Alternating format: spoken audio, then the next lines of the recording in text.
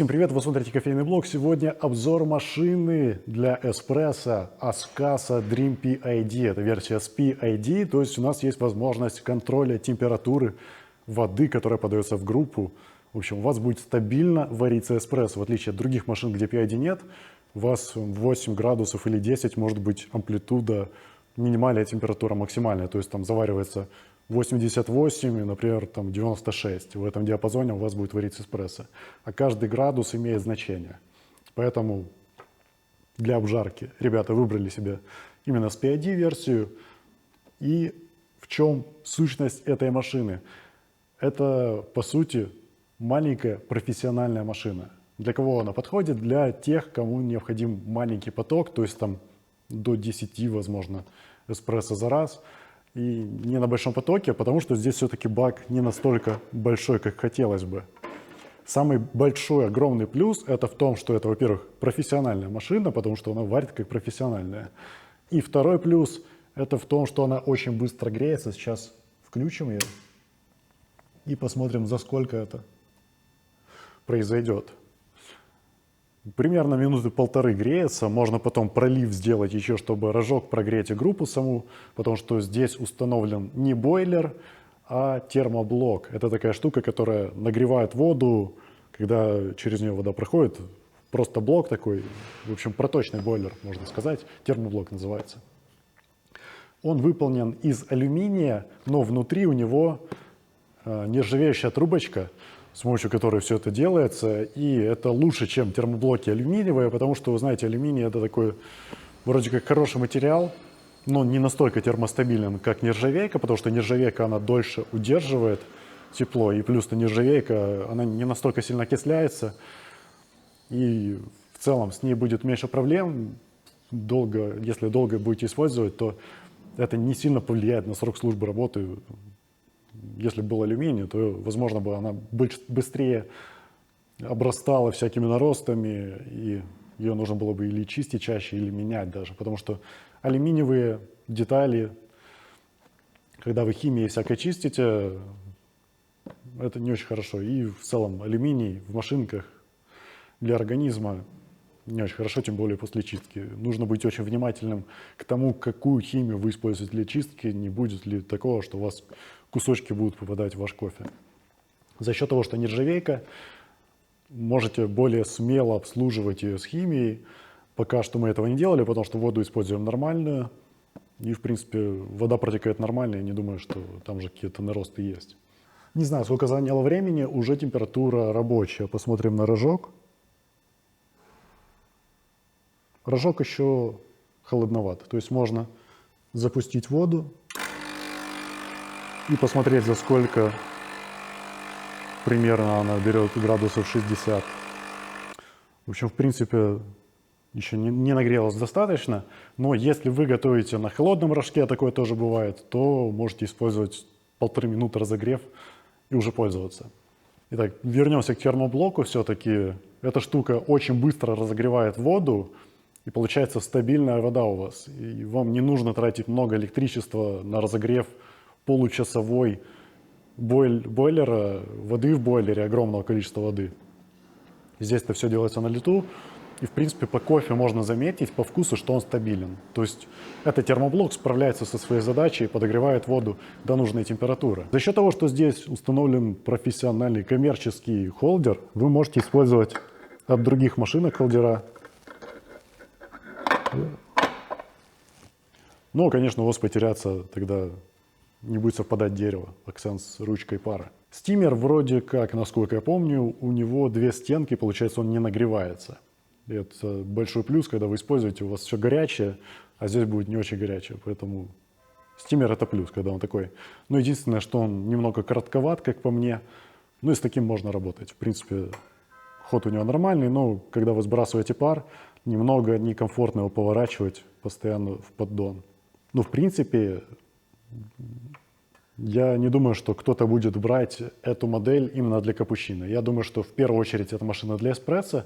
Капучино, да, она делает, бойлер разогревается до 165 градусов, но потом ему придется охлаждать всю машину, и это займет время. Примерно 5 минут, но есть вариант побыстрее, не настолько эстетичный, как будет на профессиональных машинах с двумя бойлерами, но все равно возможно делать капучино, делает хорошее взбивание. Здесь установлено с одним отверстием сейчас насадка.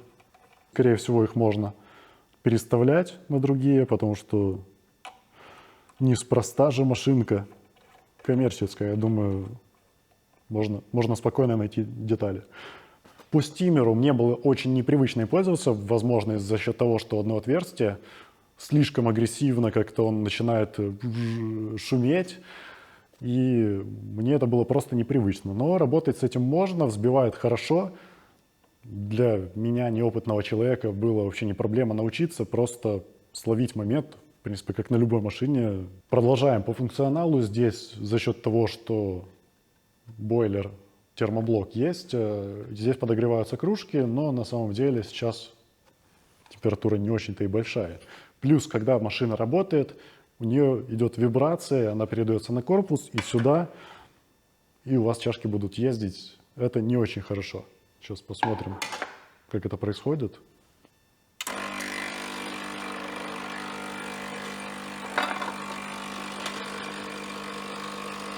Вешает.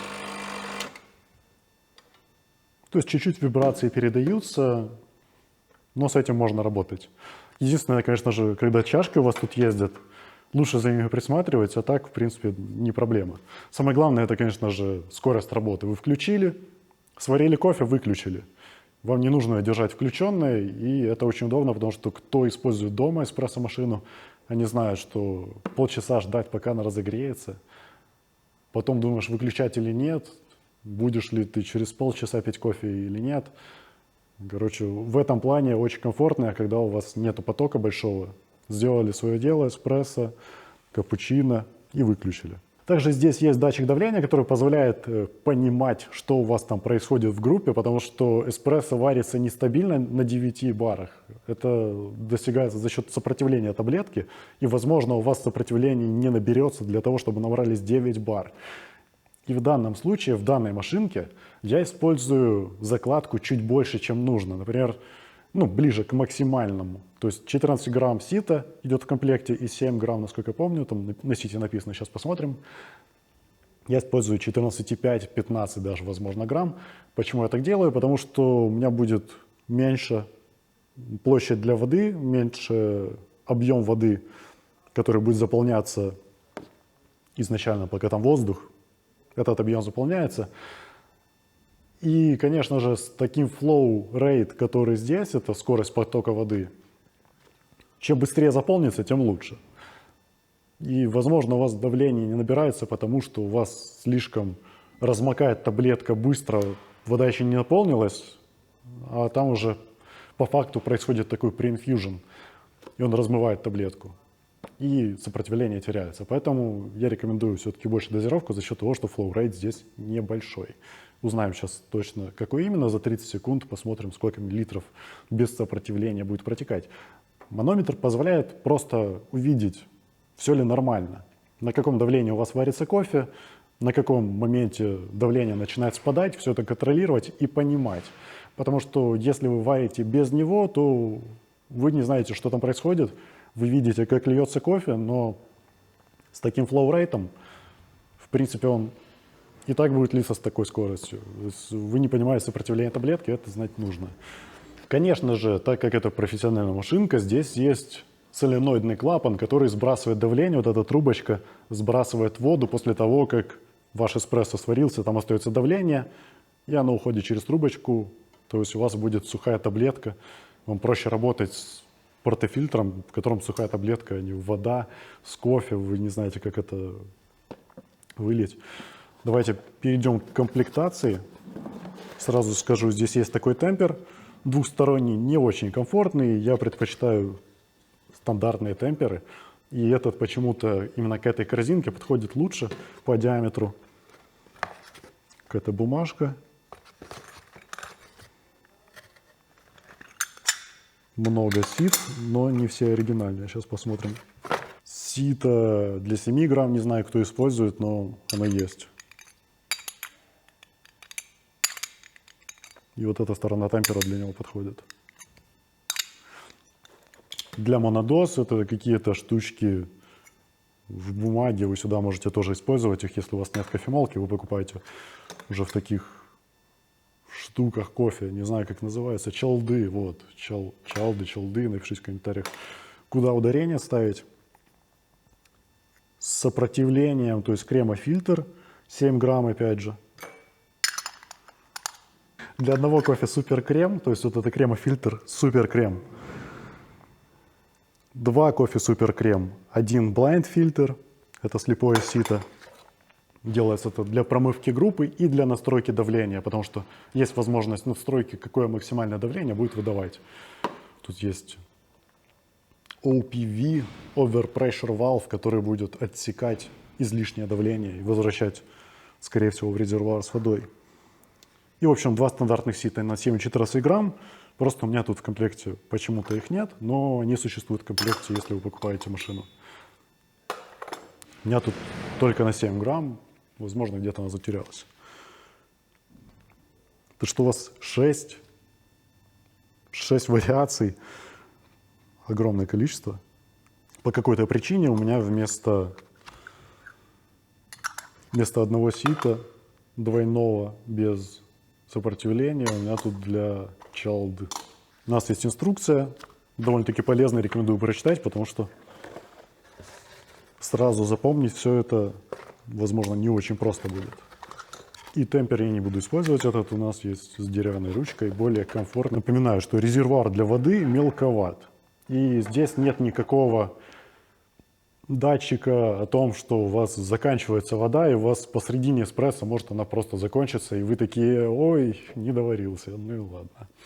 Зато есть подсветочка классная. Когда подсветка есть, вам лучше видно, больше обращайте внимание на резервуар, хотя он и сбоку, но зато он сбоку. Например, в Gadget Classic нужно снимать группу, нужно снимать вот эту трубочку для слива воды. Это сложновато. И поддон снимать слишком много действий, если вам нужно достать и помыть резервуар. Здесь надо достается сбоку, это комфортно. По комфорту есть один важный момент. Есть такая штучка, называется поддон. Я не рекомендую его использовать, я рекомендую сразу же обновиться, сделать 3D принт нормальный поддон, как я это сделал. В принципе, может быть, на сайте появится 3D модель, но его чуть-чуть надо доработать. И у нас есть трубочка для слива воды, и вода получается сразу в бутылку, в какой-то большой резервуар, или даже слив в раковину там куда-нибудь идет. Этим поддоном пользоваться сложно, потому что у вас после того, как вы сварили кофе, overpressure valve сбрасывает туда воду. Когда вы группу промываете, опять же, у вас сюда наполняется вода, если вы не поставляете чашку. Этого объема очень мало. Но самое больное, как его доставать. Вы достаете сеточку, вот так вот пальцами аккуратненько снимаете и пытаетесь как-то вытащить, и у вас тут не очень все это комфортно. В общем, я сразу же сделал 3D-модель, напечатал ее, и теперь есть нормальный слив. И вот этим пользоваться просто больно. Вот это самый большой минус этой кофемашины, потому что он не достается вот так вот, как у других машин. Он достается вот так вот так вот. И у вас, скорее всего, будет переполнен, и вы об этом не узнаете, пока у вас не будет на столе воды.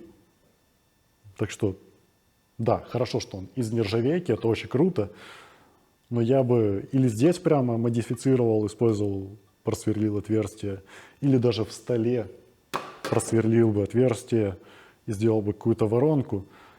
То есть пластик снизу можно снять и сделать, чтобы работало более практично, потому что поддон никто не захочет мыть так часто. По крайней мере, я 3 эспрессо, 4 сварил, и все, он уже заполнен, и я не хочу дальше варить.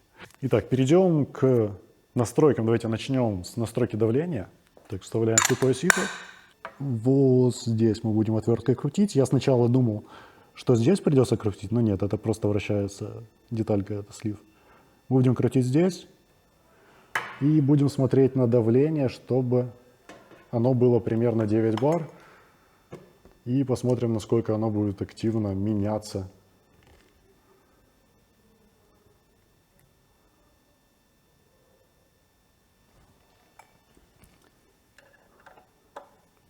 Включаем.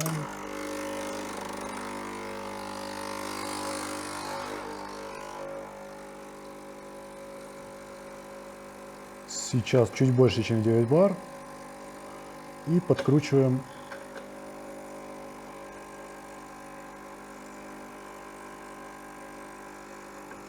Такие незначительные регулировки, очень незначительные. И уже существенно меняется давление. Давайте сразу покажу, что я сделал с поддоном. Вот такой вот у нас эстетичный теперь стал. Конечно же, нужно было его обрабатывать после печати, но я этого не знал, потому что первый раз. Единственное, тут небольшой минус, нужно правильно сливать, а то если сюда куда-то, то может сюда попасть. В общем, недостаточно широкий он. Ну, сделал первый раз, поэтому можно улучшить и будет гораздо лучше. Главное, что вода сливается хорошо, сразу в трубочку идет, сливается сюда, и там есть отверстие, где идет провод питания. И идет бутыль. Сейчас посмотрим, как это происходит. Снимем рожок.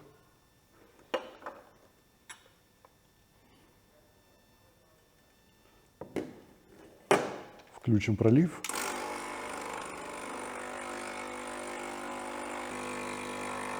Вода стекает сразу и заполняется в бутыль. И это гораздо удобнее, чем было бы с поддоном.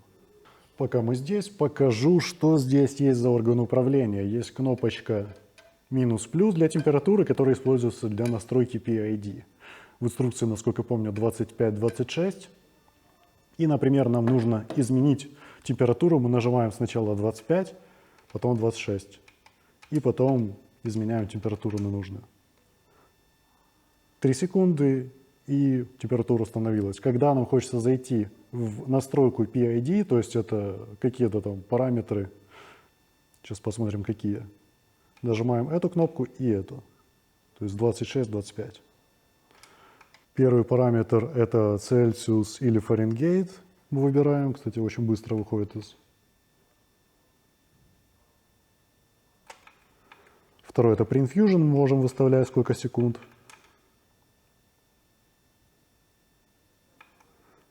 Третий — хронометр, это можем выключить или включить часы при проливе. И Standby. U — это дифференциация, сколько градусов будет активироваться нагрев и деактивироваться. То есть он будет на градус падать, потом догревать, или он будет сразу поддерживать 93. В принципе, вся настройка. По этой кнопочке здесь можно подавать воду на стимере. Активируем, помпа начинает работать. Открываем, и льется вода. Закрываем краник, не забываем. Steam, когда мы переключаем, он начинает догреваться до 165. Сейчас это будем показывать, когда будем делать капучино. Следующая, кнопка включения, последнее выключение. Второй рычажок отвечает за пролив.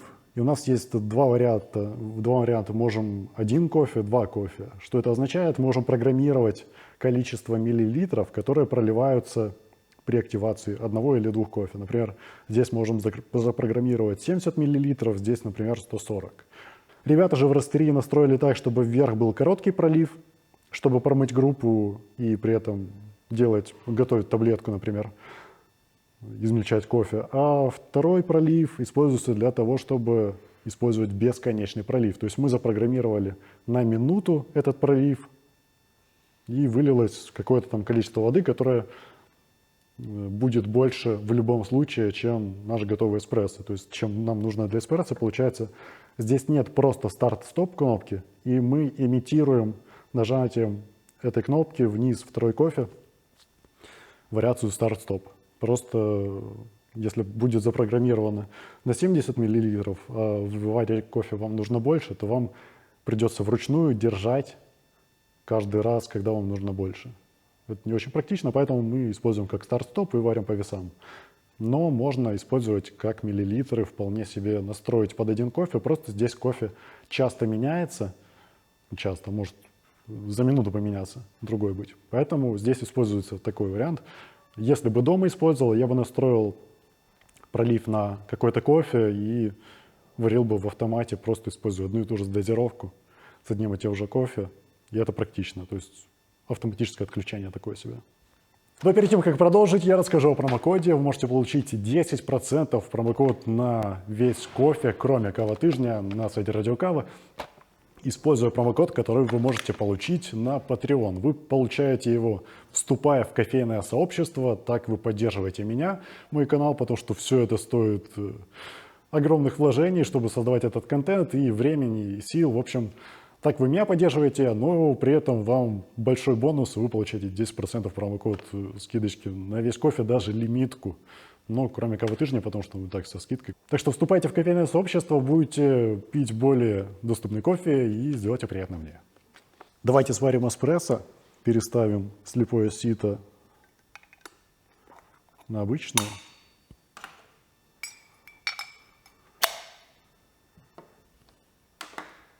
Огромный плюс в том, что у нас есть нормальная кофемолка, в которой уже все запрограммировано.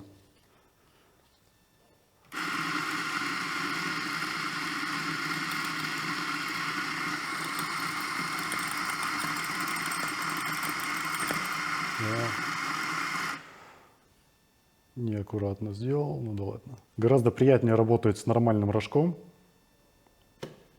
когда у вас проще таблетка формируется. То есть вы чуть-чуть постучали, у вас уже более-менее ровная она.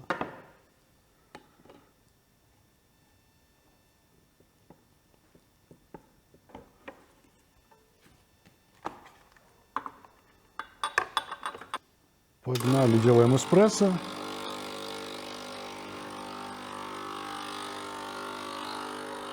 Примерно на 10-й секунде обычно проливается. 40 миллилитров. И сразу же переходим к взбиванию молока. Для этого переключаем в режим пара. И сейчас будем смотреть, сколько же займет нагрев.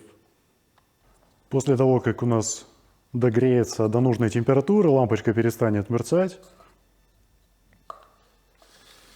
И мы сможем работать с молоком. Но начнет работать помпа после того, как мы откроем краник, или даже без этого. Будет немного непривычный шум помпы. И я покажу, как охлаждать ее после того, как мы использовали стимер. Так, мы уже близко, минута 45. Чуть-чуть сбросили воду, и сейчас будет уже пар.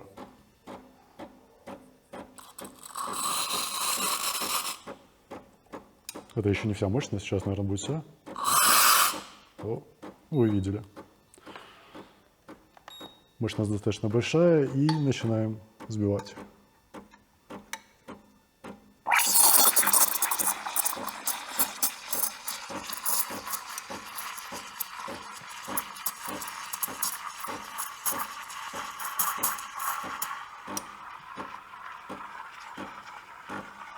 Я сразу же выключаю пар и посмотрим, что удастся нарисовать. Это мой 9-й день практики латте-арта. Учусь сам, поэтому очень медленно все. Такой вот результат получился. Уж простите, рисовать я не умею пока что. Скоро научусь, самое главное забыл. Протирайте стимер перед тем, как рисовать. Для того, чтобы охладить, я переключаю в режим воды и открываю воду. Сначала пойдет пар.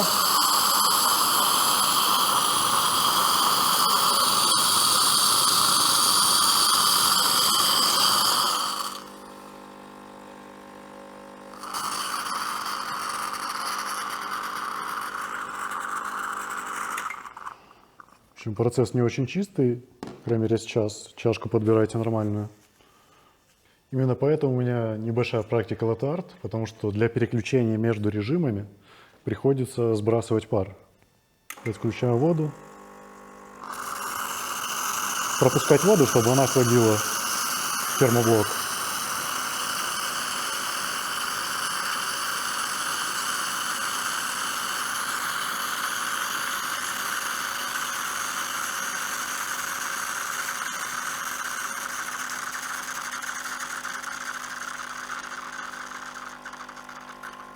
Тоже бежит вода.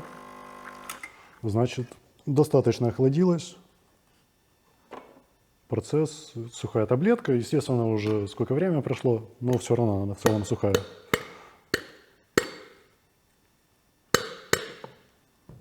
И посмотрим, нормально ли охладился бойлер. Ну, в принципе, нормально. И после такого пропускания воды через термоблок мы можем использовать машинку дальше. Еще покажу, как настраивается пролив одной порции. Например, вам хочется запрограммировать. Вы зажали и держите.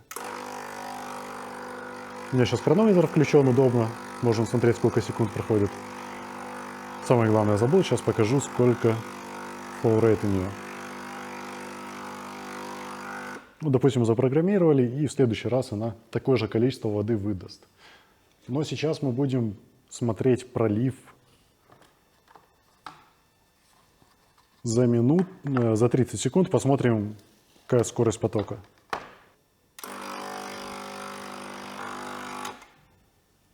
135 миллилитров, 138. Получается за 30 секунд. И сейчас позовем владельца кофеварки Евгения, он расскажет, что ему нравится, за что он ее выбрал.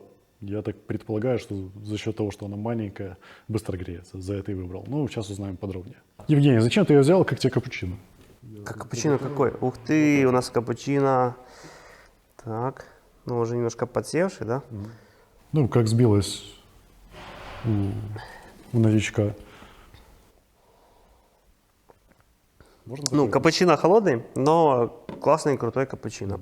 Он, ну как холодный, он уже остывший, я так понимаю, он уже стоит. В холодную чашку. Да, в холодную чашку, и в цеху у нас как бы достаточно свежо. Но, блин, это такое ощущение, что капучино из ну, какой-то кофейни нормальной. Нормально зерно. Да, да. Зачем я ее взял? Нам на обжарке часто нужно проваривать разные варианты кофе в эспрессо. Во-первых, их нужно вообще проваривать. Да, их нужно проваривать, потому что каппинг каппингом, но эспрессо обжарки нужно понимать, как они себя ведут именно в эспрессо машине. У нас долгое время стояла электро двухпостовая, и мы ее включали очень редко, потому что включаешь машинку, она минут 20 греется, потом еще прогреть холдер. И каждый раз, когда приходит время проварить какой-то кофе, ты думаешь, да ну и нафиг, возьмем Кафлана и сейчас как-то быстренько что-то выдавим. Кафлана более такая как бы быстрая штука, но в то же время неудобно его мыть, потому что ты один... Ну да. Если не важный момент, она очень сильно хорошо варит. Кто? Кафлана. Кафлана? Да. Ну, с Кафлана я говорю, как вот именно насколько мне было удобно пользоваться. То есть Кафлана очень классно приготовить один эспрессо. Вот быстро раз приготовил, все, потом у тебя есть уже, грубо говоря, там засранные Кафланы, которые надо пойти помыть, куда-то вытрясти, все уже, приехали. Более того, он всегда варит вот на своей какой-то специфической такой закладке. Это и не двойная, и не одинарная, то есть там 12 грамм. Такой, ну, то есть сложно оценить потенциал кофе. Вот. И мы задумались над тем, чтобы поменять нашу двухпостовую электру на какую-то вот такую динамичную, быструю машинку, которую можно было вот так включить и сварить кофе, как, там, не знаю, с морозилки. Почему не Gadget Classic? Все ее хотят. Мы снимали обзор на нее, на Gadget Classic. Ну, это все-таки, как тебе сказать, такая бытовуха, да? Я не помню, там был пит-контроллер? Нет. Вот почему я не захотел, я уже забыл, это летом было. В Gadget Classic не было бит-контроллера.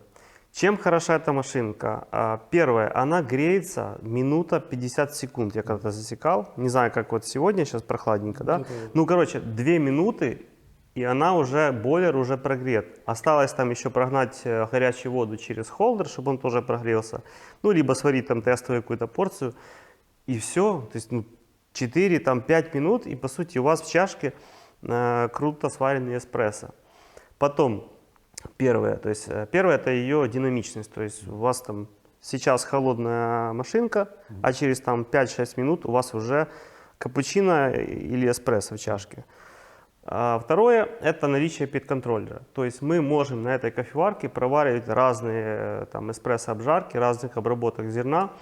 натуралки, При этом мытые, там имитировать анаэробики. Да, и причем, вот, как ты говоришь, имитировать кофейню. То есть, по сути, мне не нужно теперь брать какие-то разные образцы кофе и в понедельник ехать в кофейню мою, где там выходной, и на морозилке варить ну, вот эти все варианты. Бывает такое, что ну, эксперимент нужно, результат эксперимента, там, обжарки нужно получить прямо сейчас. И это не совсем было удобно куда-то выезжать. Поэтому вот эта машинка удовлетворила этих два запроса. То есть быстрый разогрев и наличие пит-контроллера. Но есть свои, конечно, нюансы. Это то, что все-таки эта машинка не рассчитана на какой-то проходняк. Ну, по сути, на обжарке оно и не надо. Да, здесь маленький контейнер для воды, то есть здесь... Который, на минуточку, я бы дополнил еще таким контейнером рядом, сделал бы трубочку, чтобы перелив был. Потому что маловато, ну реально маловато. Можно, знаешь, как в морских аквариумах ставят, там же очень важно, чтобы уровень воды был всегда одинаковый, потому что концентрация соли. И там есть резервный бак с фильтрованной осмотической водой, и в котором стоит вот такой, как в унитазных бачках, такой поплавок. Если вода там... Который доливает. Да, который доливает. Если бак опустошает, ну там ниже уровня, то есть включается насос, который подкачивает там воду. Ну ты же понимаешь, это Да. колхозница какая-то. Колхозница? На самом деле этого объема достаточно, чтобы там поварить, там, не знаю, каких-то там 10 эспрессо, а потом взять вот так, не выдвигая, просто из кувшина долить, да и все. Ну, для дома я даже иногда ее беру просто на выходные себе домой, потому что дома меня... Я когда-то, кстати, меня когда спрашивали, какая у тебя дома эспрессо-машина, я говорил, что у меня никогда в жизни не будет эспрессо-машины. Но сейчас я готов пересмотреть эти слова, потому что, ну, эта машинка, во-первых, она по дизайну очень круто дома смотрится, во-вторых, она действительно готовит крутой кофе уровня кофейни. Ну, конечно, в комплекте с кофемолкой, потому что, да, без кофемолки эта кофеварка, в отличие от Нивоны, кофе не сварит. Вот такое это. Ну, еще косячок, я думаю, ты про него рассказал. Ну, это не косяк этой машинки, это, конечно же, ну, такая особенность. Да, это поддончик маленький, который еще и без поплавка, и, как всегда, получается, что ты варишь, потом смотришь, уже потекла струйка, и начинаешь вот так вот нести этот поддон, чтобы не пролить. Поэтому Слава разработал модель, распечатали на 3D принтере, провели шланг, и у нас теперь можно сливать сколько угодно и не бояться, да. Опять же таки, что касаемо капучино. По сути, мы там на обжарке себя там прям капучино не пьем, так чтобы там, поток выдавать капучино. Ну, если вдруг захотелось, то она там 2-3 чашки варит прям на ура. Единственная особенность такая, что нужно заранее эспрессо приготовить, потом переключить в режим пара, подождать нагрев и тогда сделать уже взбитое молоко. А потом, чтобы обратно вернуться в режим эспрессо. Да, это уже все рассказано. Вот. Ну, все по сути. Как тебе Pre-Infusion? Нужна ли эта функция? Не знаю, я не пользуюсь ей, и поэтому я про это ничего сказать не могу. Вот. То есть чаще всего просто температуру переставляешь? Да, я пользуюсь пит-контроллером. Вот это мне важно, потому что разный кофе требует разного подхода. Это мы знаем и в фильтре, когда мы варим там свои какие-то воронки. На двухпостовой электрике как тебе? Там на двухпостовой электрике, знаешь, как я пользовался пит-контроллером? Я делал просто пролив подольше, либо покороче. Если мне нужна была, ну она вообще пережигает кофе. Если мне нужно было сварить светлую обжарку, то я, или там свежеобжаренный кофе, то я просто пролив делал очень короткий. Если мне нужно было понизить температуру, то я проливал очень много воды, пока она перестает шипеть. Таким, ну, то есть это такое что-то. Короче, лучше иметь все-таки предсказуемые результаты. Тогда вы знаете, что с кофе все нормально. Можете даже рекомендацию по температуре дать, на какой заваривать и примерно диапазон времени и закладку. Да, то есть на ней можно разработать даже рецепт для эспрессо, для определенного кофе. То есть эта машинка предназначена, ну я так считаю, предназначена для там, обжарок. Да, то есть очень удобно на обжарке иметь такую машинку, потому что она греется быстро и есть возможность поменять температуру. Ну и также для каких-то вот прям любителей хорошего эспрессо для домашнего использования. Потому что она очень стильная, это раз, а во-вторых, готовить реально как богиня. На этом все. Надеюсь, вам понравилось. Напоминаю, можете подписываться на Patreon и получить промокоды. А также на кофе. скоро купить эту красавицу в двух цветах, черный и белый, на сайте Радиокава. Да, и, кстати, кофемолочки уже тоже есть. Видели 10,8 секунд, 21 грамм измельчая. Так что отличная пара, компактная, практичная. Кстати, кофемолки можно тоже купить и в белом, и в черном цвете, и просто, такое ощущение, что они создавались друг для друга. Но единственное, я рекомендую сразу поставить тройное сито, чтобы заваривать, как минимум 18 грамм, как минимум. Но я рекомендую Как в том анекдоте, 21-22. евреи, не жалейте заварки. Да, потому что кофе реально будет гораздо-гораздо лучше. Пока. Кофе бывает разный, кофеварки бывают разные, короче. Все бывает разное. Подписывайтесь на канал, чтобы узнать, в чем различие.